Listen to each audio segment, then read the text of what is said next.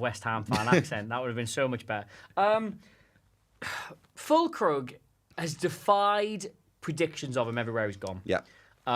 He is about as much of a late bloomer as it is possible to ever hope to find. Like, we did a video on him, he signed for West Ham, and he's had such a weird career because he was in the top flight of Germany and looked rubbish, and then got relegated, looked like he found his level.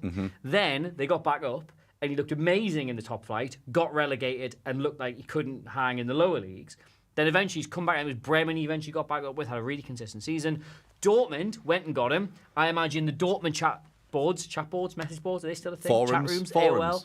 AOL. They were full of people saying that in German. Das ist not good enough. 𝗕𝗫𝗐𝗏, etc. God dear. And then he had a good season. Like, he didn't pull up any trees, he's not set any records on fire or anything like that, but Dortmund needed a reliable goal scorer up front, and he fired them, not on his own, but part of a strike force that got them all the way to that Champions League final. And of course, Germany as well. He can But of do course, it. well, this is the International interesting thing. stage.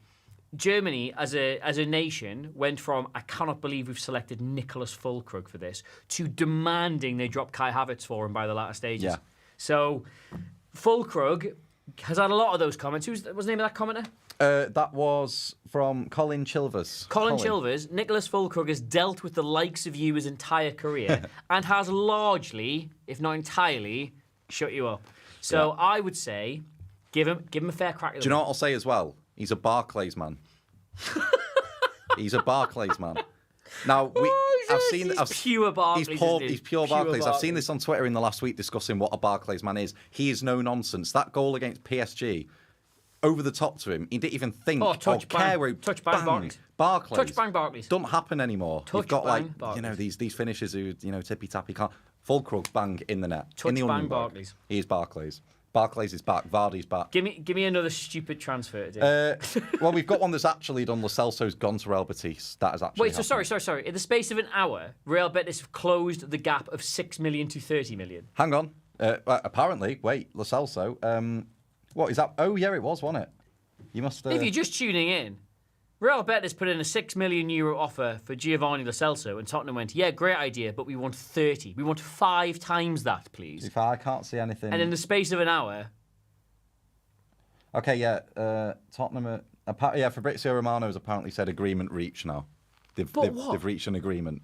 So they've met in the middle from 6 million to 30. Do you know what'd be really funny? Do you know what'd be really funny, right? So imagine you're Betis and you've gone, right, we've got 6 million here with Giovanni Lo Celso's name on it, and Tottenham have gone, love that, but I'd actually like 30. And Betis have gone, no.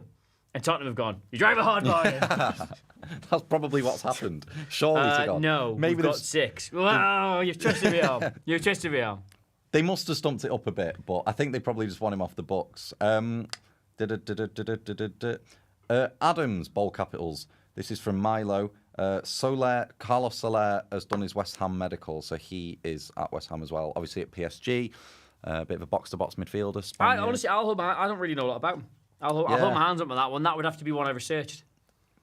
Well, people don't think I just like rock up in the studio and just like do these videos off the top of my head. I could tell you he's been a top-level footballer for like 3 years, and I mean like Champions League starter. So like he's Did he play in that Newcastle game last season? I think he did. I found it really hard to do the 𝗘𝗫𝗏𝗍 video because I was just like, I saw you get done by Sean Longstaff. Loads and loads and loads. Was it 4-1 that game? It was. It wasn't certainly was. The Geordie I say I saw it. I was in Porto. I was at Porto, Barcelona that night. It's my biggest regret. Where's the lineups? I want to see if he played Carlos Soler. Carlos come on. Soler.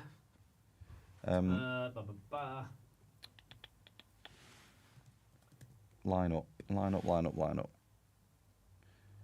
not the. I want the. Oh, there we go. Mangala to Everton looks like it's happened didn't. as well. That's an exciting one. Orel, not 𝗕𝗫𝗀𝗏. Yeah, not Big Quim. the other Mangala. Mangala. Mangala's not hot. Is that anything? I don't know. It's not bad. Right, let me get the chat back. Soler done. Emil Heskey to Southampton. Wow. It's really harsh on Emil Heskey. Oh, that's one. Yeah, I saw that earlier. Maxwell Cornet has gone to Southampton. That's an odd one So- for me because it was quite a lot of teams were sniffing around him after Burnley went down. Yeah, and West he went- Ham felt like it was a good move Took for a him. punt on him. And Striker's curse. Not really. Is he a striker though, Maxwell Cornet? He can play there. Not in that Kudus Bowen sort of role. Yeah, maybe he is. He knew where the onion bag was though before he went to West Ham, and then he stopped knowing where the onion bag was. He just couldn't find his onions. But hopefully he'll re-find them at Southampton. So Southampton doing a bit of business. Ramsdale, Cornet in. Not bad at all. Other than that, looking bleak until the big bomber later. Until we have to talk about Osimhen for a fourth or fifth yes, time. It will happen. Any questions from the panel? Yeah, any questions? Let us know. Get them in now. It doesn't have to be Jimmy Greaves to Millwall. That's like it's just transfers. Someone still suggest dropping that? in. Yeah, someone wanted Jimmy Greaves to Millwall. Why did I do Pele to West? Why did I do Pele to West Ham? I don't. Kepa to Bournemouth. We touched on that earlier, but it's just like, is Kepa good anymore? Was Kepa ever? Was you know, Kepa Kepa ever- is still the most expensive goalkeeper in the world. Still. Did no one surpass it? Not. Still. He signed after Alisson as well, Still didn't he? the most expensive that's goalkeeper in the world. insane. That is insane. And he's gone from Real Madrid to Bournemouth. Yeah. And that's, I would just like to say, no disrespect to Bournemouth, but that's not exactly a path that many superstars tread, is it? No, that's a fall from grace. How much money And it all. How much really, money?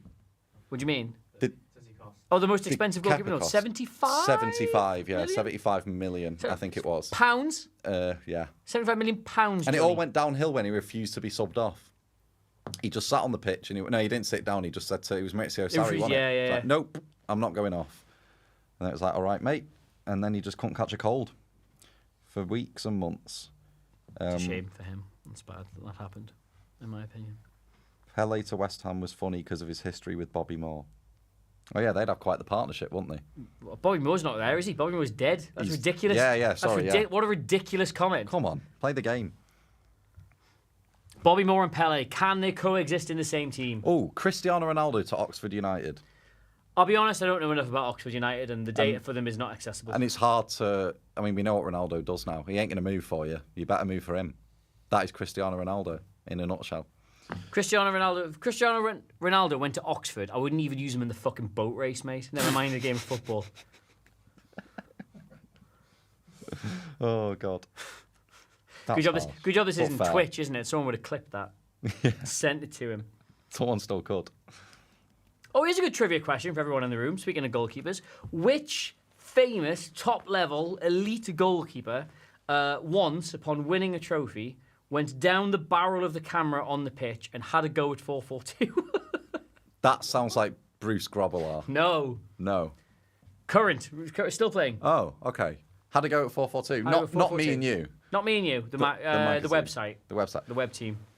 Not by name either, but he referenced something that we had done that he was displeased with. And he's a top-level goalkeeper. James is going to be texting me now being like, don't bring this up David on a De Gea. live stream. You want David De Gea? I'd know about that. No.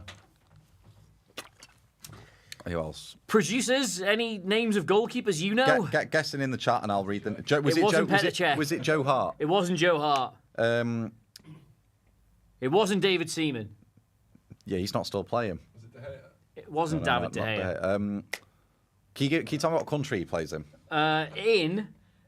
He's played in the Premier League and La Liga. Oh, he's played. Oh, he's a big name, big guy, big name. Guy. Not Thibaut Courtois. Thibaut Courtois. Really? Yeah. What did he say? Well, I can't tell you what happened, can I? Because that would be saying too much. But maybe one day we'll start a Patreon and we'll do all the tell-all stories. Probably but, a clip. If he's gone to the barrel of a camera, how'd it go? Not by name, but we knew. And I also can't tell you which writer it was, but he knows. Right. Okay. Dubravka wrote. Right. Any other teams we've not touched on? Let's have a look through. We touched on Everton earlier a little bit. We'll obviously come back round because we're doing this till midnight. Yeah, we're going to be here. We're going to be here all night. All day. We'll just go through. Shall we talk about the snacks we've got? We could talk about the snacks we've got. Or the football. We've not spoken. I know we were going to end on this and go into the 𝗘𝗫𝗧𝗏 video, but we've not touched on Manchester United a lot yet. Yeah. Should we talk about them? I will talk about them because actually they're one of the most interesting things that are happening this season. Mm-hmm. Okay. I love this. Right. Are we just going straight to the tactics table, yeah? Well, have you got any Well, I was going to start on 𝗘𝗫𝗧𝗏 because he's obviously just come in, but today Sofyan Amrabat signed for Fenerbahce. So obviously United didn't want him for that second year of the loan because they think he's bobbins. What is the difference between Amrabat and 𝗘𝗫𝗧𝗏, and why did Amrabat fail at United last season? Sofyan Amrabat did not fail at Man United last season. Man United just weren't very good, and so more or less any individual player in that would have looked like they were having a... I mean, Sofyan Amrabat started the FA Cup final against Man City and was fantastic. He's still... Man United's problems were not the fault of Sofyan Amrabat. I just think he was one of those blokes who was signed off one game at an international tournament. Oh, many things can be true at once, my friend. There can be multiple truths coexisting harmoniously. That tackle he did against Mbappe is entirely where his reputation came from. Also, he was good for Fiorentina in the Europa League run also. But yeah, anyway. Man United. So, are we on the table? This is how Erik ten Hag likes to play football. It's a 4-3-3. Now, if you're a Man United fan and you're watching that going, Adam, that's rubbish. He doesn't play a 4-3-3 for Man United. You're correct. He isn't currently doing that. He's playing a 4-2-3-1. Or technically, as we saw at the FA Cup final, this absolutely bananas 4-2-2-2 with like Mason Mount and Bruno Fernandes up front, and your wingers narrow and inside and both in the 10 space. But for all intents and purposes, when they've got the ball, it becomes basically a 4-2-3-1. The fact that he keeps bringing 𝗧𝗏𝗧𝗏 on to play up front there and go into this shape kind of tells you all you need to know. But what Erik ten Hag dreams of, and what he has done this season, what Pep Guardiola has done this season, what I think you might see Liverpool do this season, and what I've heard Arsenal have done this season, but I haven't actually watched them yet. I watched the Villa game, but I didn't see it. But apparently the first game they were doing this. Teams want to use a 3-1-6. Dun, dun, dun. Dun, dun, dun. So if you think about sort of the Pep Guardiola sort of envisaged inverted fullback from your 4-3-3 to end up with this 3-2... I'll get this nice and there. So basically Pep ball last season was trying to get this 3-2-5 shape.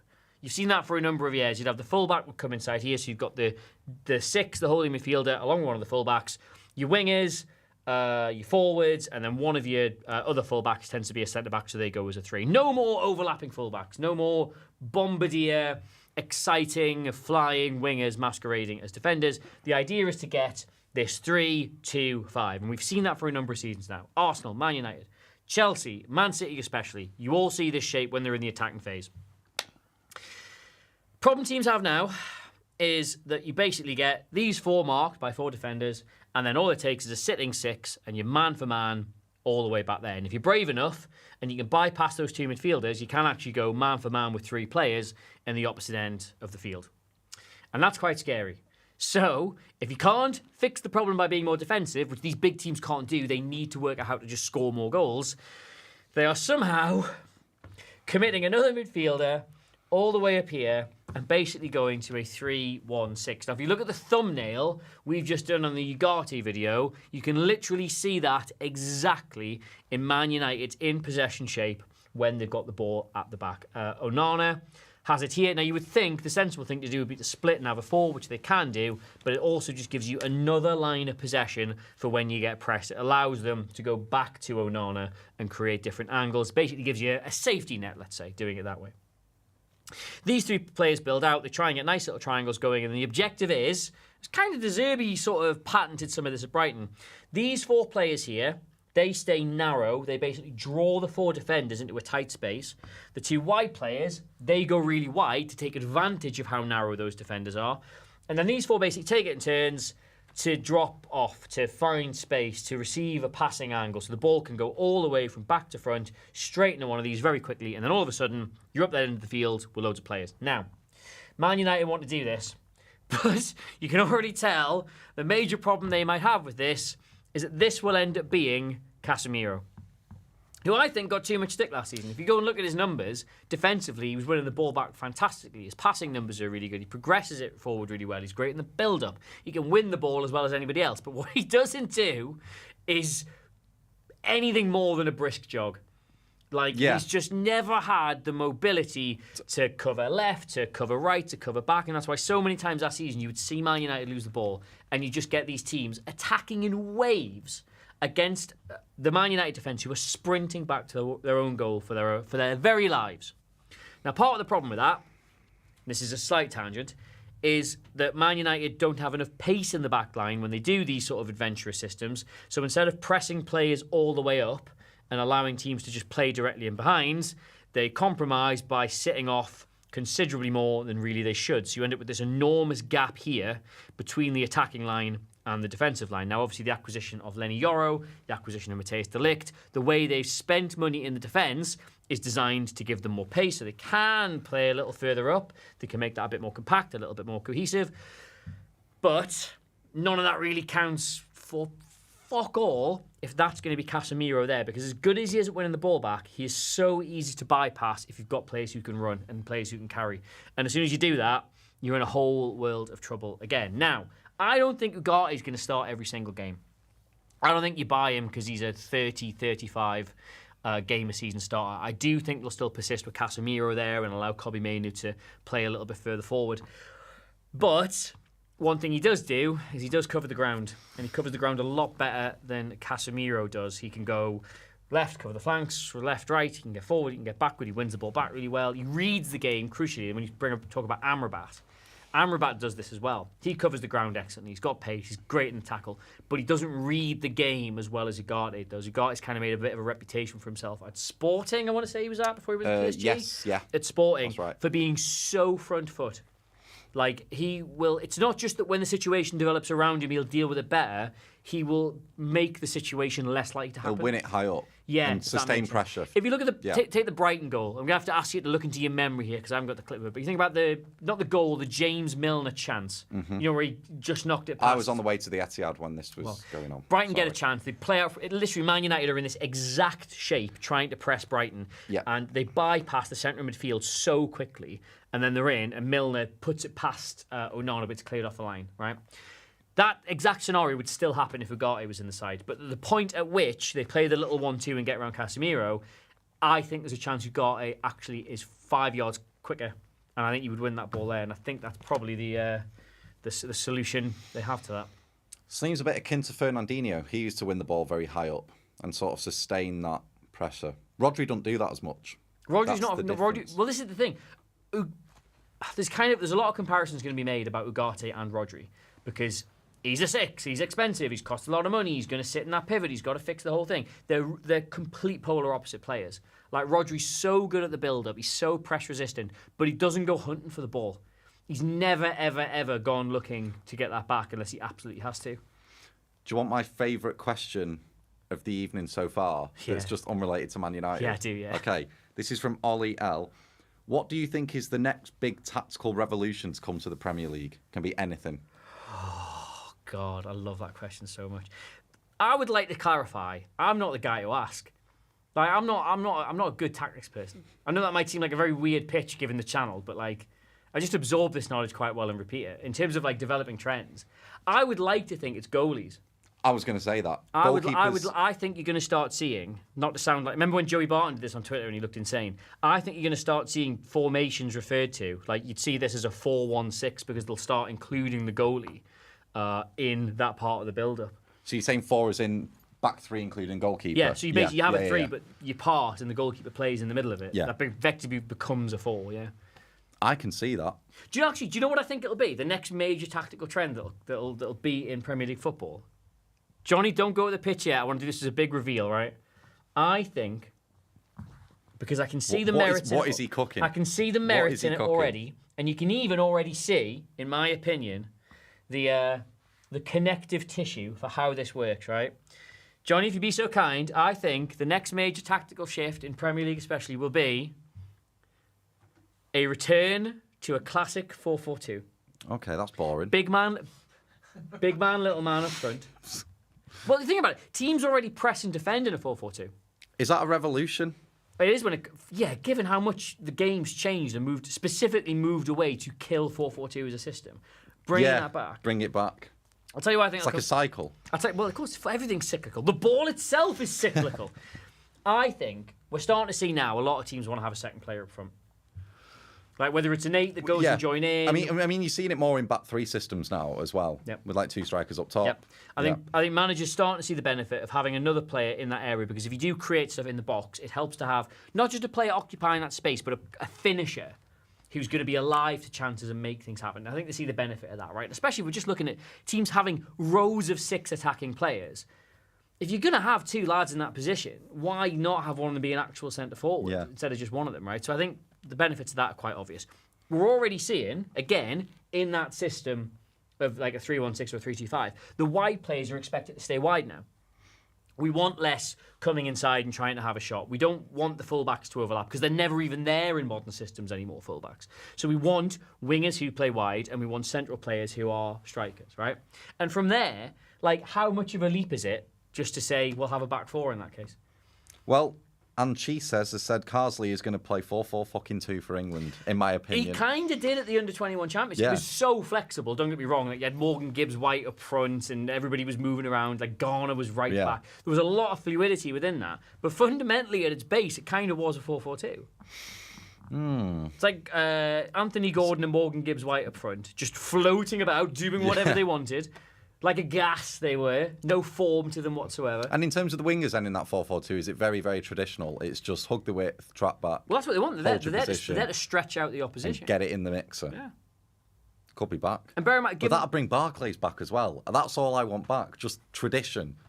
Get it in the mixer. They're my bank. And I'm a Man City fan. They're my bank, you know, Barclays. They're my bank, right? I'm envious. Ever since I was a kid, I've had a Barclays account. My mum set it up. You know, it's a question to just get a Barclays account, right? My mum set it up for us. And so I've had to spend all my adult life hearing Barclays referred to as this constant source of banter and mirth and occasional hatred and everything. You go through every single emotion with the Barclays. The Barclays, yeah. And then at the end of the day, I have to get a text from them telling me I'm overdrawn. So, like the emotional rigors I go through with that word are just, like, unbelievable. You'll never be able to escape the Barclays. I hate the Barclays. Tick, tick. Yeah, well, me too, actually. At 35%. Yeah, I actually really do hate that. Oh, God. There's also a debate about Rodri going on right now. Where would you place 𝗕𝗓𝗓 on the Rodri to Phillips spectrum? That is harsh on Calvin Phillips. The Rodri to Phillips spectrum? Wow. I mean, we can talk about Calvin Phillips later. I presume they mean as players, as styles of player, right? I think they mean, in terms of number 6s, one being the best in the league, one being the worst. Well, thing about 𝗕𝗓𝗓, right, I'll tell you what, if you do a Venn diagram of what Rodri is good at and what Calvin Phillips is supposedly good at, right, you get 𝗕𝗓𝗓𝗓. Because 𝗕𝗓𝗓𝗓 is not like, he's not a build-up player. We'll go back to the diagram, right? So 𝗕𝗓𝗓𝗓, if you play him in like a 4-2-3-1, he's not a build-up player the way Rodri is. Like, Rodri, you give him the ball, back to goal, players surround him, and he doesn't care about the press. He plays around it. You can just give him it anywhere, and you'll manage to play that ball forward. If you sit off, then he's the player who always gets it. They saw that in Euros so many times. I might have to interrupt you with a bomber. A potential bomber. This is concerning Newcastle United. No! Apparently, you're making a late... I'm not even joking here. There's actually articles and stuff. Apparently, you're making a late swoop for Anthony Elanga. Live reaction, please. Thoughts? Is that a rumour? No, yeah, it's a rumour. Apparently, they're making like late moves for Elanga. It's not a bomber. I actually put the Sonnies on and everything for that. Sorry, that was a bit OTT. I've been starved today, all right? Anthony Elanga, he can play on the right. We were talking about that earlier. Do you want to hear a funny story about Newcastle and Anthony Elanga? Go on. So when this is a bit of hubris. You can laugh at Newcastle fans with this, right? I certainly fell into the trap. When we sold Elliot Anderson to Nottingham Forest in the summer for like 35 million or whatever it was, the reports started to come out that, like, because of PSR, Newcastle are going to be getting another player back the way. Right. And every Newcastle fan was like, well, it's either Elanga or Morgan Gibbs-White. They're the only two that's going to improve. It must be one of those two. Morgan Gibbs-White's a bit out of left field, but yeah, great. Elanga would be good as well. And then it was like 𝗕𝗫𝗓𝗓𝗓, the goalkeeper. or whatever the goalkeeper's called. Who nobody Has had he ever even heard played of. for Newcastle? No. No. He's not even getting on the bench. Jesus Christ. But we spent 18 million on him because of PSR. I mean, the talk is here 35 million plus. For You're Elanga? holding talk, yeah. That's not bad. He's a good player, Elanga, isn't he? Are you not happy then? Are you happy with that? No, you're not getting the transfer. Yeah. No. We were talking about Newcastle needing a right-sided player. They need a right-sided player, and they've been very specific on they're not going to bring anybody in they don't think improves the squad. I think Elanga is better than what we've got, potentially. He's certainly better. He's a good goal threat. Is he right-footed, left-footed? This looks like it's going to happen. Good journalists are on it, saying it's moving quickly. Name them. Alex Crook from TalkSport. Crook by name. Crook by source. If anybody from TalkSport is watching this, Yeah, like I say, sorry. I don't know anything about him. No, I'm sure he's a lovely guy. I just had to say that joke. Yeah. Yeah. But yeah, that's something. It's We've something. had some movement. It's something, yeah. We've had it's some something, movement. Something. You were on United. Sorry. Yeah. You were on a goal. Rodri. Christ. Okay, so brain is just full Anthony Elanga at the minute. So Rodri, press resistant. You can't when you give him the ball in front of the back four. Teams are stupid if they try and win it back because he will then basically beat that press and you've overcommitted and then teams are through. So normally, playing for Spain, playing for Manchester City, teams will then sit off. Now the benefit here and what makes him so good is that when you do sit off and he basically has free reign on the ball, carte blanche to pick out what he wants, he's so good with the ball at his feet. He's an excellent short passer of the ball. Now, what Calvin Phillips used to be good at was not necessarily press resistance, but his passing range was really good, and he was a lot more mobile than Rodri. He did go hunting for the ball. He was kind of you never really felt of him as a six, but he was still a combative ball winner who would push a little bit higher up, who would go chasing the ball, and had, let's not forget, a lovely little chipping wedge. He did. Is that what they call? What's the golf bat called that you just hit it? An iron. No, where it just goes a little bit in the air. Chipper. A pitcher. Pitcher. A pitcher. Yeah. Yeah, so he had a pitcher in his back pocket, did Calvin Phillips. He could hit these lovely long sprayed balls and he would go looking for it. Ugarte is bang in the middle because he has got a very nice long floated pass. He lacks the vision to pick it out as consistently as you would like from a top player. What golf clubs he got? Like a... I don't know. I don't know. Just a golf club. I don't know. Something crazy golf. Who was the footballer who smashed up somebody's car with a golf club? Probably Lee Bowyer. It was Lee Bowie's golf clubs. That's what Conor Gallagher's got. So he's kind of like a nice mix between the two without being as good as either of them at the things they were particularly good at. But simply by having a combination of that skill set, that adds value to him, in my opinion. So I like Ugarte for Man United. I think that's a very nice deal. I just wish we weren't talking about a transfer that A, hasn't happened, and B, technically when it did happen was about 4 days ago.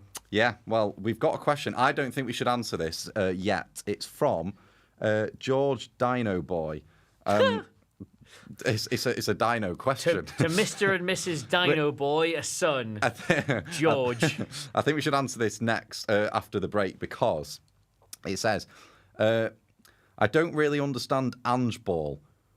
I don't really understand it. Can someone explain what it is? I can explain Ange Ball to you, but I will do that after I've had a big drink of water and a wee. It needs a bit of a break, that one. But we will do a bit on Ange Ball. Yeah, I'll do a bit on Ange Ball. Because I think like they've lost Højbjerg as well. They've got Archie Gray in now. It's a bit of a change. Who else have they signed? Solanke, mate. Solanke, that was the one. Solanke, mate. Well, the unsubstantiated hot take for you was... Dominic Solanke may well be the signing of the window. Did I say that? No, I said that. Oh, did you? I said that in the video we did of him. I think Solanke, in terms of like matching a profile to a team, is so far the best transfer I've seen this window. I can get on board with that. He's got similar attributes to what Kane did, I think, actually. Well, no, he doesn't. That's precisely why he's so good. Disagree. Precisely why he's so good. He's the best off-the-ball centre-forward in the Premier League. The pressing he did at Bournemouth. Honestly, when Postecoglou found out that Solanke was available, then pants were straight off. 65 million means that's evident. Yeah, I mean, I think it's a steep fee. It's a steep fee. If he gets 15 goals this season and contributes to the overall play, like makes them more effective pressing, makes them more effective off the ball, makes them a little bit scarier out of possession, that's a bargain. Yeah, may well be. They've signed someone else, Tottenham, and I can't even think who. Oh, they got It's been loads, really man. They got annoying me. like they got all the little football manager wonder kids you would all try the and little snap nerd up. ones. The little blonde one who the goalie was shouting at. Oh, All the little passing nerds. Spurs transfers. Spurs. Come on. I should remember the names of them. There's the Scandinavian kid. Yeah, the 18-year-old. Yeah. Come on. Tottenham Hotspur transfers. Dom Solanke, Archie Gray. Oh, Wilson 𝗕𝗏𝗧𝗏, that was it, from Burnley. Wilson Brought him 𝗕𝗏𝗏𝗏. in. He was one of the most successful, most take-ons completed in the Premier League last season. Ooh la la. Like Per one- 90, one or not in two- total. Per 90. Yeah. Like 1 or 2%. Yeah. Per 90, I bet. Right. Johnny, I'm Wilson moving. 𝗕𝗏𝗏𝗏. How long we got till? I might have. like 15 minutes. I might have to. I might have to hop on Deliveroo. I need to. It's flown by. I need to eat my tea. It's getting on a bit. What's- Still nothing. On what? Just on transfers. Chelsea have presented 2 bids for Jadon Sancho. We knew that. Augsburg are getting some for Brentford. Christ almighty, is that what it's come to? Yeah, we knew what. Like nothing. Nothing. Why is nothing happening? Here's a question. What's the best deadline day ever that you can remember? Peter Odemwingie. Peter Odemwingie. Which one was that? Was that Odemwingie. 2011 or something? Was it Tottenham's training ground he turned up at? QPR. QPR's training ground. Tottenham They would have didn't been even get even funnier. signed. Yeah, that was the best one by a mile. Peter Basically, Odemwingie. all transfer deadline days before the popularity of ITK culture and the emergence of Fabrizio Romano. Yeah. Because you just didn't Do you know, know did you? Um, a mad one I remember? I was on holiday in Spain. The Mesut Ozil one to Arsenal. That came out of nowhere. Oh, yeah. That was deadline day. was Just deadline day. happened. And then, Rubinho to City started the takeover. Not a good bloke, though. But, Rubinho to City started transfer deadline day as a it did. concept. Yeah. Jim White basically carved out an entire career of being a pain in the arse purely by having the fortune to be on shift when that transfer went And through. wearing his yellow tie. And wearing a yellow just tie. sitting there like that.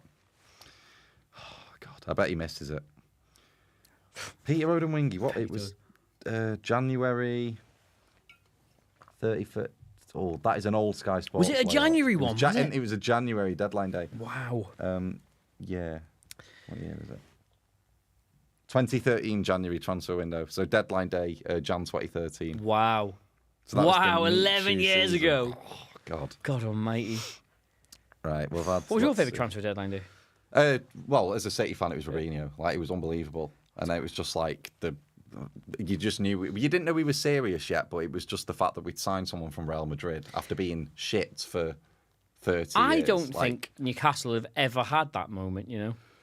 Not the Alan Shearer, British transfer record. It wasn't transfer deadline day though. No, it wasn't. But like that moment of like, wow. Oh yeah, I've had we've, that, like, but I've yeah, never had like a not transfer deadline day. No. Did they not sign anyone when? No, because they've been pretty sensible, haven't they, in the market, Newcastle? Done all their business in good time. Well- I remember the year where they tried to make it look like they were trying to buy players, so they really publicly put in loads of low ball offers for decent. Like, it was like, oh, they've bid £10 million for Charles and Zogbia. Wigan 125. It's like, whoa, look, guys, we tried. Yeah, that was it as well. Dimitar Berbatov, the deadline day, he signed for United the same day as Robinho. Really? Went to Old Trafford, yeah. And he was Wow. going to come to City at the start of the Wasn't day. Fellaini a deadline day transfer as well? Yeah, because he tried all summer trying to get Fabregas. And then Tony Cruz, Gareth Bale, and he failed miserably. And they got Tevez Fellaini. and Mascherano was apparently deadline day. Wow. That was heavily. Basically, so what we're discovering is the transfer deadline day used to be really, really good, didn't it? Used to be great. Used to be great. And now here we are, us four, in this sweatbox, Trying to get excited over Anthony talking Elanga. about Anthony Elanga going to Newcastle. At least it's your team that you can get the shirt out as well. Yeah, I'll get the shirt got out to get if, the if shirt they out. buy him. And plus I'll have to because it's just, it's a bit cooler. You'll to wear get the that. good chant as well. Rhythm is a dancer. Anthony Elanga. Is that what they Scoring sing? goals from everywhere, something like that. You would have yeah. to score goals for that, though, is the only problem. That's one thing I'll give credit to United fans for. They have the best chance out of any Premier League fan base, I would say. Oh, Elanga update. Go on. Forest have absolutely no intention of selling Elanga. No. The offer would have to be too good to turn down, and Newcastle have not got that kind of. Alex Crook, man. Sold me up the river. Good. Oh God! PSR's almighty. ruined this, innit? Like, imagine everyone could just spend. We'd be having a great time now. That's Let bad. people slapping money I've down got on to the keep table. convincing myself that would be bad. I think it'd be good. I don't believe it is, but I do think that maybe on some level it would be quite bad. Don't know if there's no movement. See, Sky Sports are just late to it. They've said now Newcastle are in talks to sign Anthony Elanga. But then 7 minutes ago, Craig Hope's gone. There is no hope of signing. To be fair, Anthony Elanga. Craig Hope is the David Ornstein of transfers not happening. Like, he's absolutely, especially with Newcastle fans, he's carved out an unbelievable reputation for just killing stuff. Yeah. Stone dead. Like, he's the absolute... He's a professional killjoy. He's the goat of ruining excitement over transfers. He's the anti-bomber. Yeah, he's the anti-bomber. Anti-bomber. Anti-bomber. Kieran McKenna. Yeah. Armando Broja. Meh. Bro, to Ipswich, yeah, good. I'm just going through it all now. Can I just, as an aside, Johnny, can I just say, these road mics, ooh la la. Nice, aren't they? Well, they're technically short. They're what? Short. I mean, the arm. Shaw. Oh. Shaw is in Shaw for men. Can I just say, these microphones of unnamed, of indeterminate brand, ooh la la. Oh, Shaw spelt with a H. Yeah, I thought it was like... Also, can you chuck me a strawberry, please? Just, All the big podcasts. thank you very much. They are very good. Like Logan Paul. I feel just like a problematic influencer talking into one of these. Yep. Oh, I love a Petrovic strawberry. has left Chelsea. Should we do a game later to see if we can name every Chelsea player? I was actually, legitimately, I had that in my back pocket to do for you. Yeah. I would fail. I won't Google it then. No, we'll do every Chelsea player. Right, it is 5:45. I don't know. if we Quarter to wanna- 6, right? We need. Well, I should have done the Ugarte thing then because we were going to. Should we just go into Ugarte now? Because I think there's still people asking about defensive mids in the chat. So should we go to the Ugarte video? Let's keep the schedule. We'll have a break at 6. We'll keep the schedule. Oh, sorry, was it 6? I thought it was now. Sorry, guys. All right, let's carry Keep on. the schedule. Any questions? Let us know. We'll answer them now. It don't even have to be about deadline day. Like it can just be about the Look, this- nothing's happening. Just ask like, us what you just want. ask us what you want. Anything can be about football. Can be about whatever. Will James Ward-Prowse keep Forest in the Premier League? Yeah, I don't think Forest will go down. I don't think we're in danger of going down. They won't go down. Strawberry. Especially if they hold on to Anthony Elanga. Yes, they need that wide man. Forgot they actually. Do you eat had the it. green bits? No. Do you eat the green bits? I do something. You do sometimes. You little weird. I had one. A producer said to me the other day. I do not do this, but do you drink the water from a pot noodle? So you know when you've had a pot noodle, and it's just all sat there at the bottom with the flavour in it. Yeah. Do you drink it? That's the rest of the sustenance. Do you drink the pot noodle? Look, I couldn't tell you the last time I had a pot noodle, but I will say that if you go have like miso soup in Yeah, it's no different, Japan, really. they will slurp the shit out of that. So there's no reason to be I just sniffy think it's about a pot noodle. something that's fundamental. It's like it's powdered flavor. I don't know. It's and it's also kettle water that you're then just going. It's also kettle water. Yeah, just like water from the kettle. You ever had a fucking cup of tea? No, I don't drink tea. Actually. Oh, no wonder. Never thought about that. Oh, it's like kettle water you're having there. Yes, Adam, it's a cup Who of do tea. you reckon will lead the line for Brighton this season? That guy Welbs. They want Evan Ferguson to do it, don't they? But is he injured again? He's injured. They've got Julio Enciso who can sort of play there. I think it'll be Welbeck for the foreseeable. Well, that guy. That guy Welbs. Will Mbappe outscore Vinicius? No. Not at the minute, no. No, he won't. I think Real Madrid will be worse this season than they were last season. Now they've lost Toni Kroos and not really signed someone of that ilk in Oh, midfield. do you know what it is? This will kill the remaining 13 minutes. I've just done Mbappe at Real Madrid for the magazine. And what did you say? Well, let's have a look at the little tactical situation, shall we? Please continue with your... Yes, of my slagging off of Mbappe. I think he's a road runner. He's washed. He's like Jamie Vardy. He likes spacing behind. Give him space and he will score. But as you saw what Borussia Dortmund did, they played a bank of 10 and the man was rendered pretty impotent. Although he did hit the post. Didn't play too badly, but he doesn't like games when they're not expansive for him. And also they're going to lose an element of control without Toni Kroos in midfield. So they're going to be top heavy like PSG kind of were. And they're not going to win the Champions League. Take it away. So, Carlo Ancelotti. A reputation primarily based on rubbish I've said on the internet, I think, but also because it's just funny, for not being a big tactics guy. Yeah, he's the power of friendship. Power of friendship. There's decades of evidence to the contrary. The guy does absolutely know what he's doing, but people see him more as like, he's not about structure and shape. He's about like fucking crack and banter and just doing whatever. And through the power of friendship, as you say, Real Madrid became this European force. Now, The no tactics guy turned up to pre-season last season with possibly the most interesting tactical quandary to solve in Europe, and that was, how do I replace goal scorer and attacking linchpin Karim Benzema with box-to-box midfielder, because he was at the time, remember, Jude Bellingham. How do you do that? How do you replace your best goal scorer with just a potter about and break? You play him at the tip of the diamond and let him almost have a free roll and the license to attack the box. Oh, sorry, would you like to take the class, would you? No, that's because that's exactly what he did. Hey.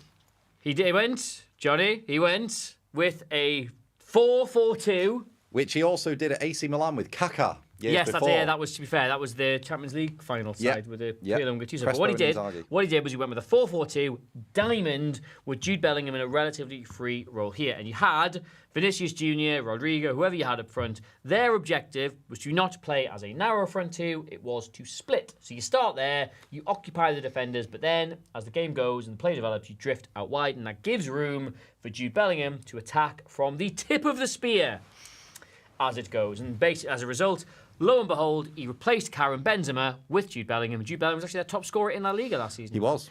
Vinicius, top scorer in all competitions. I think he scored one more. Probably, yeah, he was banging him in the Champions League, wasn't he? But in La Liga, their top scorer was the man they literally replaced Karim Benzema with. A very, very interesting tactical solution, I thought, anyway. And you could play Kroos, you could play Modric, you could play Tchouaméni, you could play Camavinga, Valverde was available. It fitted perfectly for all these players that Real Madrid had. Now,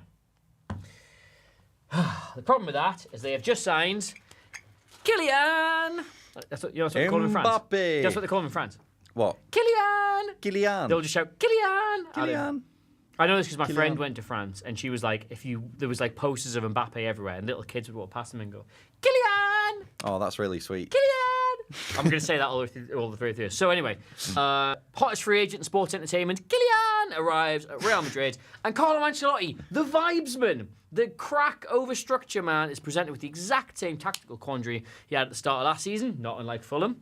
How do I make this player fit? How do I solve this puzzle? Now, Kylian Mbappe is a centre-forward who likes to drift out to the left, or he's a left-sided attacker who likes to be able to charge in and play as a centre-forward. Either way, this area of the pitch here, this left half space, neither in the centre, neither out wide, that's where Kylian Mbappe wants to be. Either starting here and drifting out, or starting here and coming in.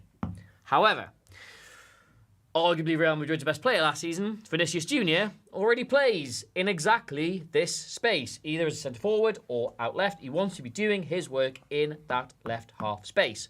That is problem one. Yeah. Problem two, Jude Bellingham, when he is unable to get on the ball in this area, where does he like to magically appear? In this left half space, which of course if Vinicius Junior is over in the centre, that allows him to have this sort of three up top. But Bellingham likes to come out into that area as well. That's problem number two. Problem number three, Rodrigo, who plays on the right, actually started the Champions League quarter-final and semi-final on the left-hand side because he is quite good there. That's problem number three. Problem number four, where does Valverde occasionally like to cop up when he can't get on the ball on the right-hand side? Surely the left. Surely not the left-hand side. It is the left-hand side. Brahim Diaz, remember him? He's exciting. He's coming through. He's another right-sided player. Don't tell me Ferland Mendy overlaps on the left. We'll get on to Ferland Mendy in just a second. Brahim Diaz, he loves to magically appear over there when he can't get on the ball. He loves this left-hand half space. Ferland Mendy, he's not a sit-back with a thumb up your butt fullback. He loves to get up that side as well. So, they've gone and bought the best player in the world, but one who just happens to take up the most densely populated part of Real Madrid's pitch imaginable. It's not a case, in my opinion, of too many cooks spoiling the broth, because it's a big broth. It's Real Madrid. Plenty of room for loads of attacking players. It's more of a case of several dozen cooks all wanting to stir the pot from the exact same tile on the kitchen floor. Okay, say that analogy again. Several cooks. It's not too many cooks spoiling the broth. It's a big broth. It's just a lot of enthusiastic The broth cooks. will be fine, in my opinion. But all of these chefs, they all want to stand in the exact same bit. Right, got you. So you've got to move them. You've got to move them around. Spread them around, And the decision you have as the manager, this metaphor is a breaking point. The decision you have as a manager, right? Which of these chefs will take the smallest huff when asked to move, and which may suddenly forget how a ladle works if asked to reposition themselves? That's the problem Carlo Ancelotti's got. And the solution was thus. Abandon the diamond, which will no longer get the best out of Bellingham or Vinicius Jr. or absolutely anybody else, and go to a classic 4-3-3. Now, 𝗘𝗫𝗧𝗏, he will play in the pocket. He's got the athleticism. He's got the ability in the build-up. You'll recycle him with Modric every now and then because he's too good not to play, but 𝗘𝗫𝗏 can't play there. Valverde, it's too far back for him to get the most out of him, but he is comfortable playing as an 8. Jude Bellingham doesn't allow him to have that sort of box threat, but he is good on the ball. He can play on the left side of a 3. He's done it loads of times for Dortmund. He can go there. Vinicius Jr. now starts out on the left, where he is fine, where he is comfortable. He's quite happy being in that space.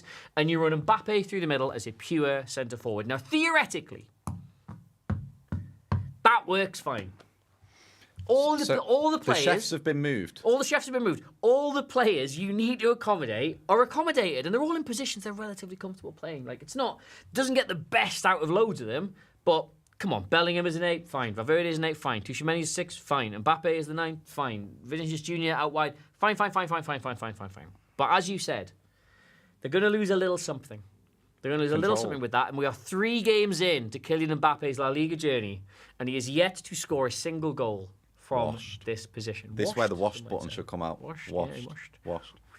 And is he the stubborn chef who wouldn't move? He wants his space, or is that Vinicius? I just think...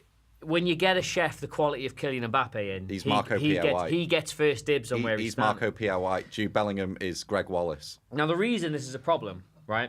This will come as no surprise whatsoever to our French viewers. Because France had a fairly torrid sort of European championships. They got the semi-finals. It wasn't a bad run, but certainly the performance similar to England inspired absolutely nobody. Like 1 goal from open play, something like that. If that, right? Yeah. Kylian Mbappe started... that tournament at the tip, I can remember how you said that, at the very top of a 4-3-3. Right? What was he doing in that system? He was drifting out to the right. No. What? Like, if in more sort of historical sense? He was just sort of like legging it either side of the pitch. No, what was he doing in the game? In a historical sense, what's he doing in this system? In a historical sense? He's replacing Kylian Mbappe. Mbappe is? Sorry, he's replacing Karim Benzema. If you remember. Okay. Benzema would lead the line for France, and Mbappe would play out on the left. And that worked really, really well because Karim Benzema is a system player who would occasionally be a focal point, draw the attackers towards him, get on the ball, make things happen, but could also drop out of that space to allow players like Mbappe to come in and do other things. Benzema is a selfless player who Ancelotti in particular got loads out of because his job was to get more out of much better players around him.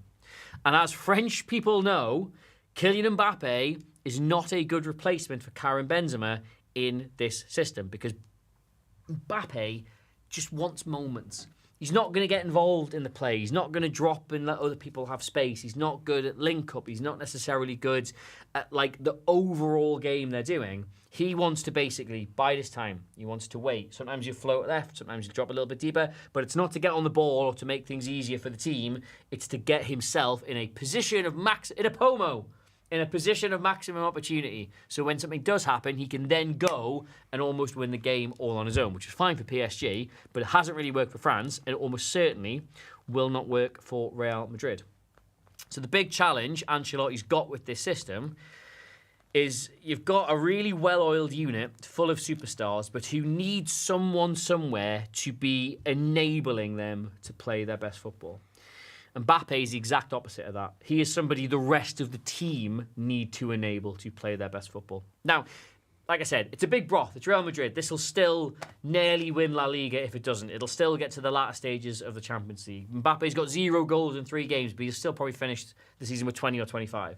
But they were so much better than that last season. They were the best team in Europe last season, in my opinion, Madrid. They were brilliant to watch. They were fantastic. This is going to be different. Was that sarcasm? What? They were the best team in Europe to watch last season. Madrid? Yeah. Why would that be sarcasm? They were probably the worst team I saw at the Etihad last season.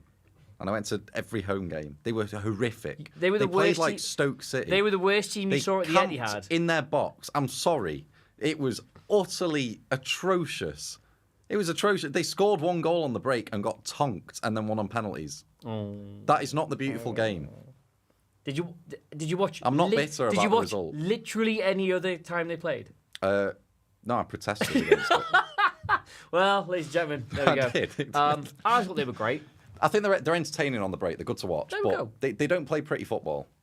Well, certainly not now. They don't. No. Now they've lost Cruz. Now they've lost Cruz. Well. So yeah, that's a problem. That's a real problem. Real problem. Are they going to win the Champions League this season then, Madrid? If they find a way to make this work, if they get their shit together, then they'll steamroller any team they play. Look at the talent available in this side. Could be adding Trent to it as well soon. Not today. Not today. Not today. Not today. We'd like that. And will he be cup tied for Europe? Are you cup tied for the Champions League if you play? If you go today, maybe, yeah, maybe. I think so. Yeah, well, I think he might reset after January. Well, you'll not be doing that today then, will you? So. Does Does that nicely take us up to 6 o'clock? Takes us to 5:59. Christ almighty. Right, now we were talking about 𝗕𝗓𝗧 before. Yes. So we'll show you the 𝗕𝗓𝗧 video now. Is he officially signed? It's going to happen, I think it's But done. has it happened yet? If I type in What was the 𝗕𝗓𝗧 last update on 𝗕𝗓𝗧? So Man United, he currently on Wikipedia he still plays for PSG. It's a bad sign. Erik ten Hag suffers Manuel 𝗕𝗓𝗧 blow after Man United miss out on deadline. That was 4 hours ago. Wait, hang on. Man United missed deadline to register 𝗕𝗓𝗧 in blow to ten Hag. I'm on the. What? Wait. Oh, I think this is just for the weekend's games. I think it's a misleading title. Fake news. No, don't wait. Let me go on Twitter. Come on. Well, look, either way, 6 o'clock. We're It's going to play been here we go. Like, it's been here We're we go. going to play the Manuel 𝗕𝗓𝗧 video for you now that was on the channel before. Please do enjoy that, and then we'll be back in about... It's not the video. What's the video? Which club? Oh, Man United. Yeah. No, he has signed for United. It's done. Yeah, signed. Yeah. Matthew Delight. Yeah. Oh, 𝗕𝗓𝗧, we're up there. Yeah. Oh, did I not put the 𝗕𝗓𝗧𝗓 video in? That was silly of me. Not yet. Maybe we can have it. Well, here's a video on Matthijs de Ligt, which is even more interesting in my opinion, because it talks about their problems with their pace at the back. And also, de Ligt's probably, I think, the biggest transfer this summer. Yeah, most recognisable name. Most recognisable name. Until Osimhen later. Until the bomber drops. God, until Osimhen later. Right, yeah. Matthijs de Ligt, Man United, that's a really, really good transfer for the reasons I will detail thusly. Hello everybody, Adam Cleary from FourFourTwo here. I've just discovered mockers, by the way, so that's nice. And Man United, they've signed Matthijs de Ligt. Now they have also signed his pal from Bayern Munich, but in his own right, de Ligt is one of those transfers that represents both a ceiling raise for the ability of a club, and more importantly, the floor coming up with it. Now obviously you can't say one transfer is going to make everything all puppies and rainbows and Haribo or whatever it is people like, but if you look at the kind of player de Ligt is, what Man United specifically need from their centre-backs, and how Ten Hag just likes to play football, it's got a chance of being a very, very good bit of business. Alright, so first up, this was primarily Manchester United last season. It was their most common 11 throughout that campaign. We did this in the 𝗕𝗓𝗧𝗏 video. Like, the major issue they had was that the two players who had to play centre-back were constantly changing and constantly not good. Jonny Evans was signed to basically play 3 League Cup matches and run a pub quiz and ended up being one of their most used players. Last season, Harry Maguire was in and out, Martinez was in and out, Varane was in and out. They all did the okie dokie, and their form did not turn around. Hey! But now, of course, Varane has gone, Lindelof looks like he's going to go, Maguire feels quite unsettled. If Jonny Evans was a dog, the RSPCA would have come and confiscated him by now. And 𝗕𝗓𝗧𝗏, he signed, played 1 game, looked really good, and then immediately needed surgery and is out for 3 months. So just to wrap up there, my assessment would be, still probably need a centre-back. And hey, would you look at that, Matthijs de Ligt, who I've just barely mentioned so far in this video, he's a centre-back, and he's a really bloody good one. And if you think about what it is that Erik ten Hag wants in a centre-back, I think he's pretty much said this directly himself. He needs somebody who is extremely comfortable with the ball at their feet, very good in possession, can carry it out from defence and move it up the pitch, but can also hold a high line and work backwards when teams try and get into that space. They need to be strong in physical duels and aerial duels, and if you look at all those as a list of criteria, de Ligt ticks pretty much every single one of them. De Ligt ticks. I can't believe I said that right first time. De Ligt ticks. De Ligt ticks. Anyway, just to give you a quick bit of background on him, he's still only 25 years old. He had 3 years at Ajax where he was their youngest ever captain, which is an incredibly impressive thing to do. You remember that side they had that got all the way to the Champions League semi-final before Lucas Moura happened to them? That was them, and that was him. And then when that squad inevitably got dismantled, his big move was to Juventus, where he had 3 years there, and he just never quite really settled. Probably because he had a different manager every single season. He couldn't have done too badly though, because after 3 years at Juventus, they basically got back what they paid for him, and Julian Nagelsmann brought him to Bayern Munich to sort of build his new defence around. And he's been good, if not quite great there. But again, Bayern changed their manager not long after he arrived, and that kind of lack of stability can't really have helped him to develop into the kind of player or settle into the squad. In fact, that's actually a recurring thing. Like, I have occasionally seen some people say that De Ligt's never really delivered on the obvious potential he has. Always feels like his development sort of starts and then sort of stutters a little bit. But if you just sort of look, every single season of this guy's professional career, he has started it with a different manager than he did the year before. And like, I don't know, maybe this is a slight oversimplification, but if you're a player with obvious potential and you can never get the consistency season on season between coaching methods, style of play, tactics, what you're being asked to do, any of that, it's going to sort of make things really difficult for you to hit exactly the kind of heights you're supposed to. Like, Ten Hag, sorry, Allegri, Pirlo, Nagelsmann, Tuchel is 6 years.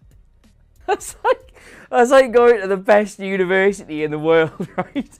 And every term you just pull out a dice and roll it, and that's what your degree's going to be that year. Right, sorry, stop laughing at my own jokes for a second. Okay, the point I'm trying to make is that by going back to Erik Ten Hag for like the first time in his career, this could represent a level of stability in his coaching and his development that he's never previously had. But the reason this is a very good transfer is because even without him going and kicking on a number of levels, he still represents a really good buy for this side. First off, he gives them a level of adaptability. Like, primarily, he is a right-sided centre-back because he's right-footed, he's very good on the ball, so he likes to be on that side. This is his heat map from Bayern last season. You will see that that's the side he likes to play on, but also he gets really far up the pitch, but also he's very comfortable playing as a left-sided centre-back. And I feel like I'm talking about this an awful lot this summer, like the major difference between a right centre-back and a left centre-back, when most normal people will just call them centre-backs. But it does definitely make a difference playing on the side you're more comfortable with, both when it comes to passing the ball outwards and getting the right angles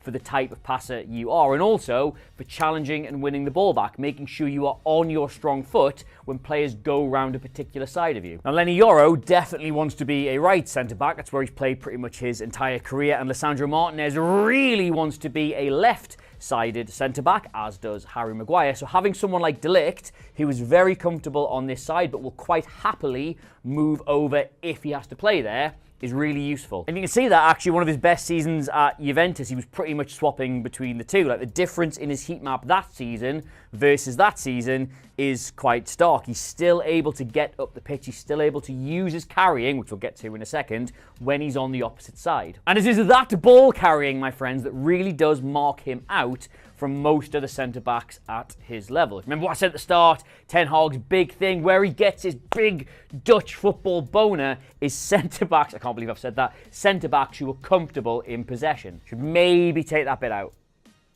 Oh well, never mind. If we look at his stats on FBref for last season, both in terms of passing and in terms of in possession, that is enormous guttural wow from anybody with eyes. Compared to all the other central defenders across the top 5 leagues in Europe, Premier League, La Liga, Bundesliga, Ligue 1 and Serie A, he is just levels and levels ahead on the ball of virtually all of them. You can see how comfortable he is on it from the number of touches he just gets every single game. And the only reason that defensive third one's in the 50s and all the others are in the 90s, because he plays for Bayern Munich. Their style of play pushes them right the way up the pitch. The ball's never really there. But it's these numbers in particular that show you this isn't just some kind of vanity metric you build up just by having the ball a lot. His carries, progressive carries into the opposition third, carries into really dangerous areas. When he gets the ball, he's not just looking to have it for the sake of it. He goes at the opposition, tries to hurt them, and tries to move his team up the pitch. I'm never sure how much I should explain about all these terms. Like, a carry is just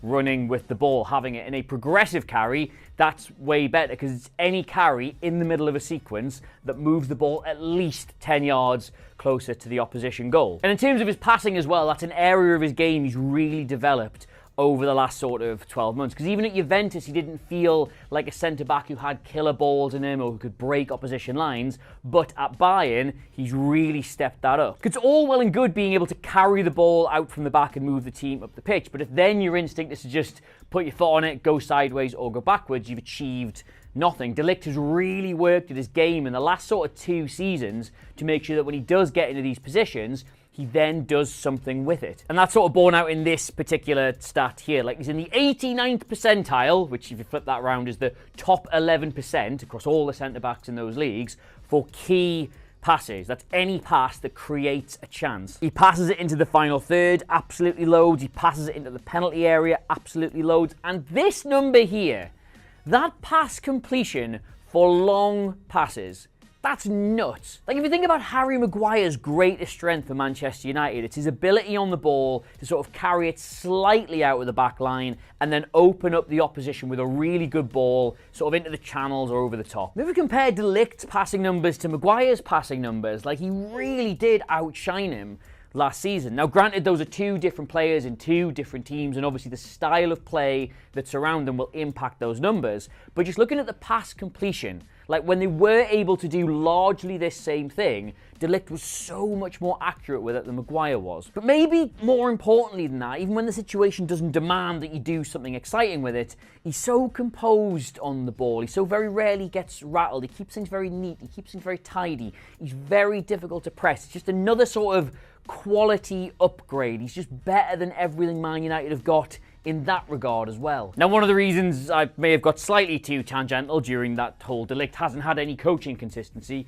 is because of this number here, right? Of all the stats and sort of how he is in possession, this is the one bit that probably jumps out here as quite bad. Like, for a player who is so comfortable carrying the ball and is so good with it at his feet, why isn't he taking the opposition on more? Why isn't he able to go past defenders? Well, here's the mad thing, right? He is. If we just wind the FB clock back to 2018-2019, you will see that those numbers, they're not world-beating or amazing or anything, but they practically double. And if I can find a clip of that, otherwise right now you're looking at a blank screen that just says, I couldn't find a clip of that, oops, you'll see that he's really confident and really comfortable taking those carries and going past a defender or a midfielder or a forward when he's got them. But why are you bringing up stats from 2018-2019, Adam? That was a million years ago. Look, this is what I looked like back then. Well, because who was his coach in 2018-2019?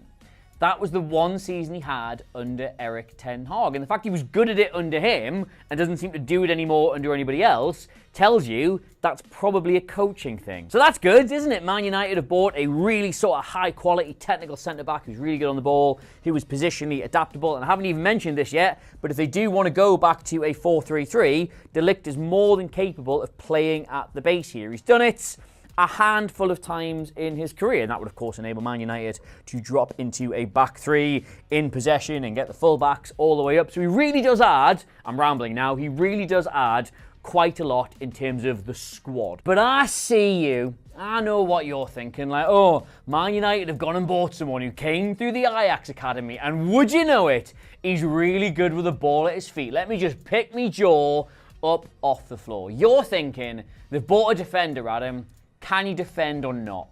And yeah, he can. So I would say, honestly, right, De Ligt is probably one of the most perfectly formed and built sweeper-style centre-backs in the world. It's very difficult to bear this out in stats and numbers, but his reading of the game, his sort of ability to know where to be and how to cover for his other defenders is almost second to none. He's not the quickest, but he is still quick, and he's not the strongest, but he is still strong, and he uses those physical attributes brilliantly in covering gaps, spaces, making recovery runs, everything you need. And if we think most likely he's going to be playing right centre-back with Martinez at left, that is invaluable for Manchester United, because I know how much Man United fans love Martinez, but he is, and we have got numbers for this, one of the most sort of accident-prone centre-backs currently in the league. Like, if we look at his defensive numbers, and don't panic, by the way, if you play for any club in, like, the top half, these numbers are going to be low because you spend more time attacking than you do defending. This doesn't mean he's bad at it, just that he plays for a team that doesn't need much of it. You'll see that, obviously, his blocks and his shots blocked represent just sort of like what a fearless sort of fly in and get things central defender he is.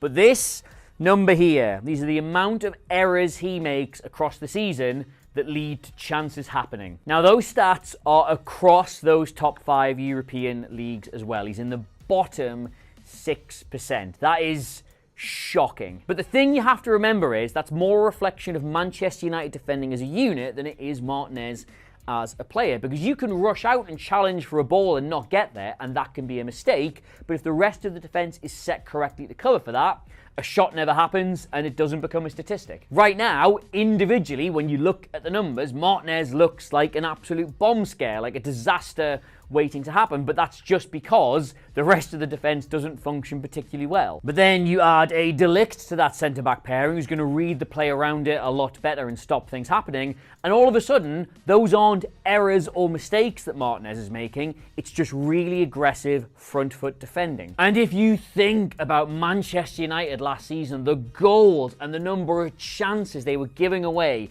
through lack of organisation at the back, either being way too far behind the midfield or players rushing in when they shouldn't, a lack of communication, a lack of consistency, all that just sort of intangible stuff that goes into making a well-oiled defensive unit. You bring someone like De Ligt into this side with his brain and his body, and you give him a really good run in that team, that almost vanishes overnight. Or it should do, anyway. Like, that's all the theory side of this. Actually making it work is Erik ten Hag's job. Anyway, though, that being said, I am still very positive on this as a transfer for Manchester United. He feels like a ceiling raiser in terms of what he does for the defence, but also a floor raiser in terms of what he does for the rest of the team. He's the kind of player that should just make everyone around him a little bit better. But as ever, hey, I mean, you're probably the Manchester United fan. You know more about the side than I do. How do you feel about this transfer? Was another centre-back really what you needed? Would you not rather have got somebody in central midfield, or maybe another wide attacker or something like that? I don't know. Let us know in the comments below, as well as just how you are, who you are, how you feel, and anything else. And I'm mentioning this in every single video I'm doing. Your boy here, despite having no knees, a bad heart, and bad at breathing, is doing the Great North Run in less than 4 weeks now, which is obviously a very terrible idea for a man who's a physical wreck as much as I am, but we are doing it to try and raise some money for Mind, who are a mental health charity here in the UK. I'll put the link below and in the description, and just anywhere. It's a cause that's like really important to me, very close to my heart, no pun intended. And if we can raise a bit of money for them by me possibly collapsing on a motorway in Newcastle, then fine, great, can't wait. Any money donated does go loads further than you think. They do just amazing work. So if you haven't got a spare $5 or a tenner kicking around and you don't really know what to do with it, please do consider donating it to that, which is a weird thing to ask for in a video when you're talking about a man who cost £50 million. But here we are. You can get me on all the socials at Adam Cleary, C-L-E-R-Y. The new season preview issue of the mag, which I keep leaving on the floor, is out now. It's the best thing we do all year. You get the latest issue of 442, which is just obviously brilliant, but you also get this enormous season preview looking at 140 different teams. It will allow you to pretend you know so much about football. Best thing we do all year, that, in my opinion, so please do pick that up if you see it. And until next time, that's Man United, that's Matthäus de Ligt, I'm Adam Cleary. Really do rate mockers, by the way. Where have they been all my life? And I'll see you soon. Bye.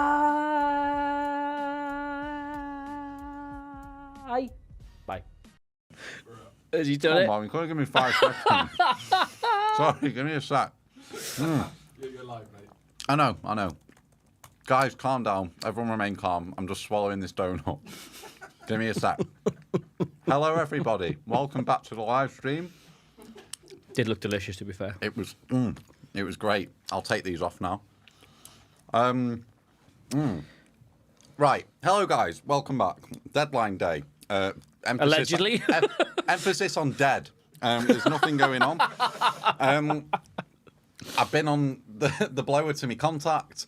Victor Osimhen, he just said it's mental. We don't know what's going to happen. Still don't. He might go Saudi, might go Chelsea, he might stay. It's all over the place. But we are back. We're talking about all the Premier League clubs, how they're going to set up this season, who they brought in, if they have any vacancies. We've not really touched on, like, the glaring omissions in some squads, so maybe we go on to that in this bit. Maybe. Yeah, maybe. We'll have to talk about something. But the emphasis, of course, is on the charity Mind, which we're doing this live stream for. The link is in the description if you'd like to kindly donate. Adam is running the Great North Run in 10 days' time. He's been training very hard for it, off the booze, I think it might be and he's been legging it around London, and he's ready to take on. How far is it? Is it a marathon? It's a half marathon, basically. So it's only 13 miles. Only 13 miles. That's measly. That's measly. But we're doing it for a great cause, which is, of course, Mind. Tackling the mental health crisis in the country. It's underfunded. People can't access it as much as they should be able to. Of course, that's partly because of the Tories, but also because of the pandemic. So, we're helping that great cause along the way. So if you'd like to kindly donate, we'd really, really appreciate that. Now, where shall we start? Oh, I mean, our cup runneth over, doesn't it, surely? I mean...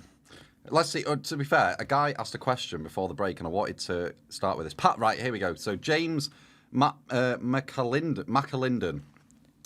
I did remember this question. It was asked about half an hour ago, so I think we'll start with this. Pound for pound, the best transfer in recent Premier League history for you? Oh, you know what? Somebody asked me this the other day, and I knew what my answer was to it, and I had a really good answer. Should we say pound for pound last 5 years being recent? Let's say that. Pound for pound, last 5 years. Oh, my God. Best transfer. How much was... Oh, I think there's a shout, Bruno Guimaraes. Yeah, maybe. A 35 million or whatever Took it you was. up a level. Yeah, definitely. An immediately transformative move for a football club. There's got to be there's got to be a better free transfer. If Mo Salah's recent, if we're counting that 2017, then it's got to be Mo Salah. But That's I think 7 years ago. Yeah, I don't think that can be recent, can it? Pound for pound transfer. Pound for pound. That's a huge question that I wish I'd been forewarned about during the last 15-minute break and could have prepared. We all just gallivanted off. I went to get donuts. Adam went off on one. The producers are eating donuts. I was on donut mayhem. I was on the phone to Ornstein, and he said what he said before, which was, "How did you get this number? Please stop calling me." Best pound for pound transfer. I think I'm gonna do a Jamie Carragher on live television here and just say something that relates to the club I support and say Bruno Guimaraes. He's got some shouts here. Palmer. I mean, it's a bit too early to say. I'd say you got something that's transformative 1 year. to trophy. Someone said Bruno Fernandez. Not a bad shout. N'Golo Kante to Chelsea. God, Kante. Do you think? No, it's Kante to Leicester.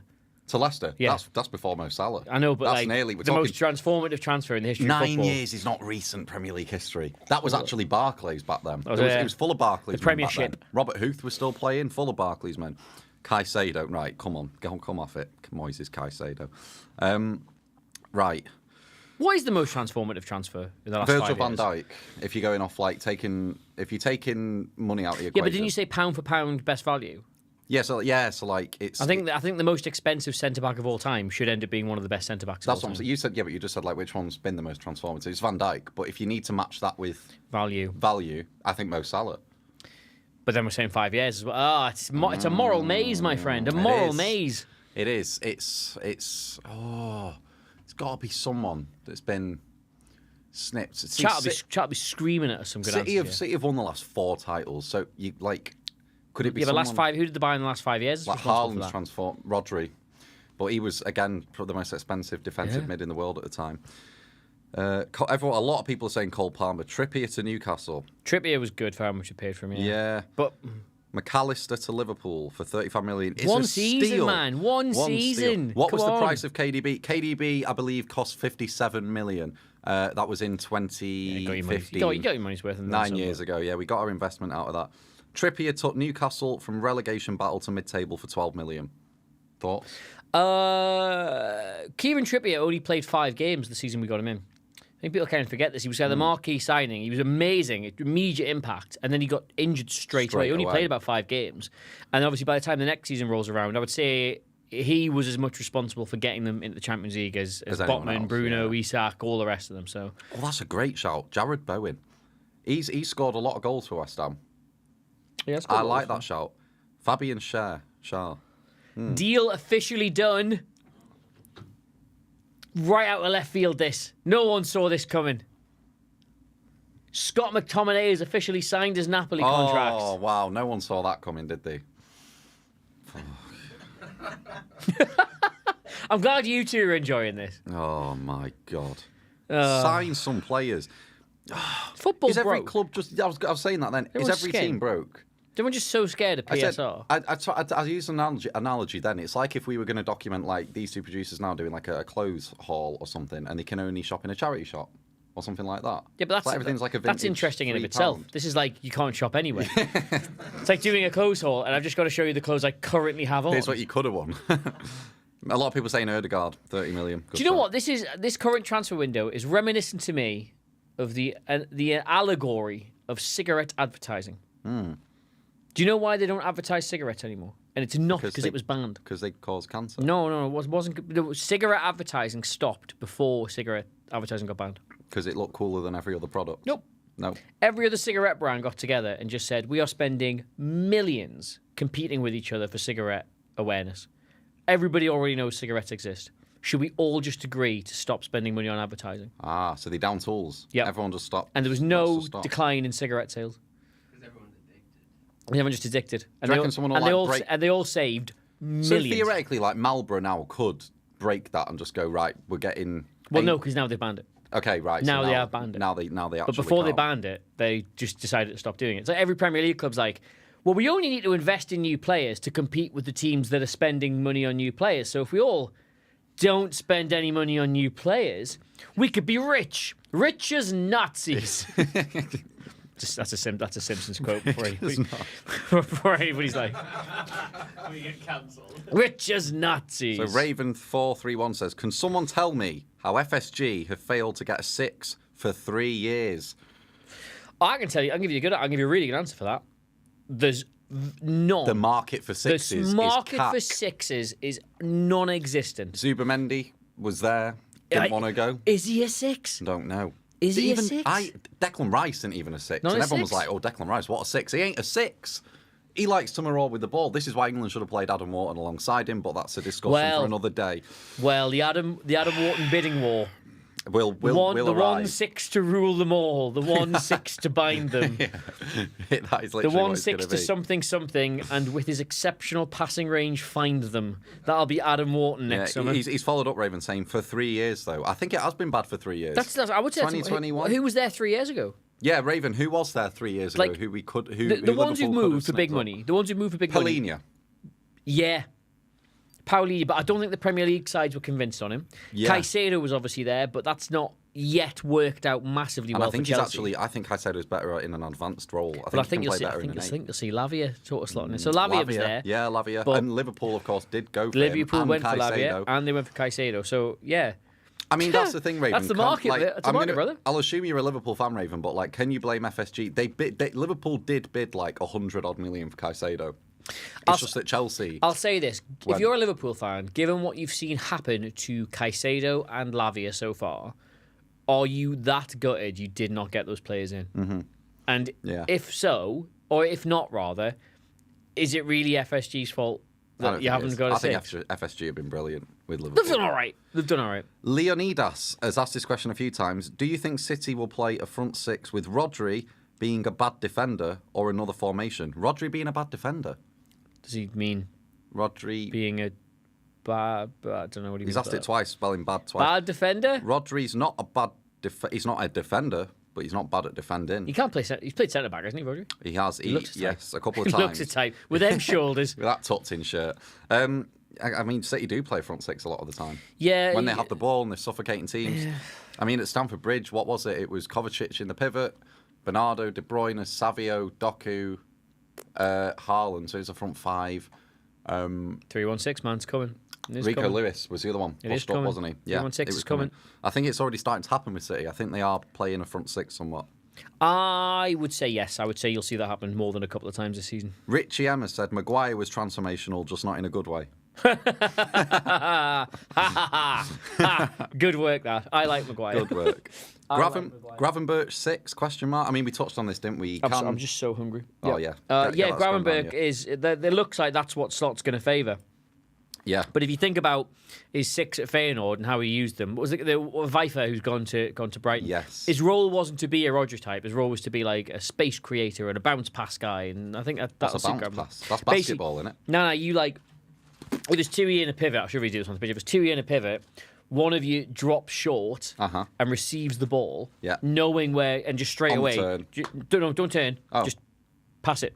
Oh, okay, right. Pass it blind into the space because you know the other guy's there. But you've So it's created the telepathic. kind of, yeah. The bounce pass. It's man. what I like was that. it they call it? It's routine, well, not routines. What's it called? Muscle memory? Automations. Automations. It's an automation. Nice. I like that. The bounce pass guy. That's 𝗕𝗲𝗏, the guy from. Well, he's at Brighton. I wish now. we were playing FIFA. I wish we were playing FIFA. We tried to set up FIFA, by the way, and we failed miserably. The HDMI splitter we got was bogus. We genuinely did as well. Look, we were actually going to. I was going to tonk Adam Cleary on FIFA, and you are not going to be here to see it. The plan unfortunately. legitimately was every time a player signed, because that's happened loads. We were going to move them clubs on FIFA and then see how that looked. But we just we did not have the facilities for that, big man. And now here we are. Not got the facilities for that big man. Trossard for 27 million was a steal. Yes, it was. It was a steal, but it's not like pound for pound the greatest transfer in the history of football. There's just got to be one that I can't. Who's soared up the table? Pound for pound. Surely it's one of Brighton's Donnies that they sold for 100 This is million. why I think genuinely Bruno's a shout. Yeah. Because they got him when they were literally in the bottom 3. Yeah. And For 30 million from 35? Leon? 35. 35? Yeah, that's a good. That is a good. then half signing. of Arsenal's scouting team gets sacked for that. For not signing him. Or was that 𝗘𝗫𝗧𝗏𝗏? There was some Newcastle player Oh, that like Johan loads 𝗘𝗫𝗧𝗏, of people at the Arsenal scouting department lost their jobs over because they were They like, couldn't sign. you said he was rubbish. Bloody hell. Fab was like a magnet to the ball class. Who'd be you two's realistic Arsenal striker transfer? If we're going realistic, so obviously realistic is they're not going to sign anyone this window. Long term, unfortunately, mate, I think it's Isak. Well, you said realistic. You don't think that's realistic? I don't think they've got 200 million. If Newcastle, like next summer, if Newcastle don't finish there, 60 or 70 probably next summer. We don't yeah, get back in that's here. realistic. I think long term, Isak. I think I can see that happening. But see, I've been, I don't know about you, I've been approached by Arsenal fans in real life who have enjoyed some of the content on the channel. Okay. And have wanted to discuss things about Arsenal. And all of them, without fail, talk about the centre forward thing. Right? It's clearly a big thing for Arsenal fans. And they're all like, do you think we need a centre forward? Do you think we should sign a centre forward? And I'm like, I can understand why you want a centre forward because football logic tells you that you're not winning this league because you don't score enough goals because you haven't got a centre forward. But if you put a centre forward into that Arsenal system, a proper bagsman, a real Barclays guy, right? How much of that has to change around them? An awful lot. Look at how much City had to change for Haaland. Yep. That's case in point. Yep. Odegaard's role changes, Saka's role changes, Havertz's role changes, Rice's like every single player who you currently like and is doing well, their role changes. Victor 𝗘𝗫𝗧𝗏, that's a good shout. 𝗘𝗫𝗧𝗏 from Sporting Lisbon. He's a bagsman. So you're saying Arsenal don't need a gunman? So no gunman at the Gunners. That's what you're saying. So let me just spit one time. Right? So I don't think Arsenal need a centre forward this season, right? But I also think you don't really get 3 cracks at winning the Premier League with the same team, basically. If they don't win it this year, I think they've got to change everything. Switch it up. They've got to switch it up. They've got to try and do something completely different. Whether that means they actually let one of their big players go. Like, this is going to sound mad, right? But if Arsenal don't win the Premier League this year, right, and Real Madrid or somebody comes in with a stupid offer for Bukayo Saka, I would take that. And then just rebuild. I would take that. And I'm like, right, okay, we've got loads of money now. Let's do something different. Now, of course, I know what you're saying. Doesn't happen. But like, I just Saka think will not go. But yeah, I know what you're saying. I think if they finish second this year, right, they finish 5th or 6th the year after. So similar to what Liverpool kind of did. Because Liverpool, what season was it? It was when. So Liverpool had a slight transitional phase. Klopp did rejuvenate it, but they lost Wijnaldum, so it wasn't actually a massive name, and they brought in Thiago instead, and that massively changed the way that they played. Massively. And then Fabinho decided to fall off a cliff at the age of 29, not literally, figuratively, and he just wasn't as good at football. Thanks for clarifying that. That's a good shout as well for best pound for pound. 𝗕𝗏𝗧𝗏 to Palace from United. To get them back. Paid next to nothing for him, and he single-handedly kept us up for years. He did. Yeah. Great shout. I can get on board with that. Fleeced the hell out of him, didn't they? Fleeced the hell out of him. Don't know why it didn't work for Zaha at United. He was very, very talented. Just a weird time, wasn't it? Yeah. Seamus Coleman, yeah, paid 60 grand for him, wasn't it? Wasn't recent history, though. It was like 2009. Sean Hedgewood says, you're chatting Patty. I don't know what that means. I say that once every 6 months somebody says something, and I'm like, I've never heard that term before. Patty sounds good. I don't think it is. You don't think it it's is? But do you know it's not? No. No, well, neither do I. I think it's like, oh, you're waffling, mate. Arsenal do need a striker. Patty, Patty, chatting Patty. but I could go with burger. Chatting Patty. I love I'm burgers. just hungry, mate. I'm really hungry. My tea's still down there. Half-eaten chicken and rice. Patty, someone who's constantly speaking about other people's business, regardless if they know these people or have any factual evidence of the claims. Stop talking about Arsenal's business. my job. Dog. guys, you seen this live stream? These two random guys are just talking about Arsenal for no reason. Oh, God. Then guess what they said? Lukaku. I am chatting Patty. I've got KPIs and targets to hit. They all involve chatting Patty. Okay, right. Leonidas, you are hating on Rodri, and I would like to know why. So, Leonidas has said, why is Rodri's defensive stats all bottom 50% besides aerial duels? Are they? Should we find out? I can give you a very easy reason why that is. Go on. Go get his ref. Let me have a look at this first. Give his FB ref profile. FB Right? I ref. can absolutely give you a reason for that. Rodri. Because we've always got the ball. Yeah. Sort of. If Rodri is making less tackles per 90 minutes, That's a it's good thing. because he's playing for a team that has the ball most of the time. Like, obviously. Let's go to defensive stats. Yeah, there you go. Defense per 90. Yeah, they're All grey. rubbish. Yeah. Look, they're rubbish defensive stats because he probably does less defending than any other defensive midfielder in And the he does a league. lot of passing. Yeah. Oh, look at that. His passing and his ball progression are really high because he has the ball. What did you think? Percentage of aerial duels won. I'm well done, mate. Yeah, great. 66%. Mad. Yeah, obviously. Yeah, his crosses are really low as well. it's that- Why are his crosses so low? It's a similar conundrum to when people go, why is this goalkeeper good? Oh, because he makes loads of saves. The sign of a shit team is a goalkeeper that faces lots of shots. Survivorship bias. Yeah. Here's another completely non-football thing we can talk about. Do you ever see that World War II aircraft diagram? All the planes that successfully made it back to base after a dogfight, they analysed where all the bullets were on them, and they reinforced those areas of the planes, right? Right, yeah. And then sent them back out. And lo and behold, it didn't stop any more planes getting shot down. Because obviously, the bullet holes on the planes that made it back to base were the ones that weren't shot down. Yeah. Right? So all the ones that are lying in the bottom of the ocean got shot in other places, and that's why they crashed. Survivorship bias. They were like, oh, That's a yeah. good analogy. Good analogy. It's a true analogy, yeah. For why Rodri is good at soccer. Can you imagine looking at all the holes in the wings going, oh, they get shot here a lot. There's no holes in the engines. But yeah, because all the ones that got shot in the engines got, like... They need to analyse London city. That is you light years ahead, Johnny, of the entire US military about 1942. Well done. Do you think Spurs will buy a left back? They've got Destiny Udogie. Yeah, He's no, I pretty don't good think there. that. I mean, I don't think anybody's going to buy anybody in the next 4 hours. Someone says, wait a minute, who bought Eze? Well, Palace did, and they got him from Millwall. Or QPR. One of them. Millwall. Eze and Elise played for Reading. I don't think Eze... Did Eze play for Reading? Eberechi Eze. He played for Millwall. I'll tell you that for nothing. I know Elise was at Reading. They've got big QPR vibes, them Okay. too. Yeah, he had a youth career at Reading. Senior career, Queen's Park Rangers. Oh, so he went from QPR. Queen's Park Rangers, Wycombe Wanderers, Crystal Palace. And he was in Millwall's academy as yeah. Mad. It's nice, I suppose. Cold now. What is it? There's some chocolate in mine. Oh, nice. I'm on Protein. my marathon diet. Disciplined. I've just had 2 donuts. I ain't running. I haven't had a pint in 10 days. Oh, I'm bless you. climbing up the walls here. Raven says he's came for football, stays for playing tech. Nice. Right. On the Fabrizio stream, they say Osimhen is furious about what happened today. Discuss. What's happened?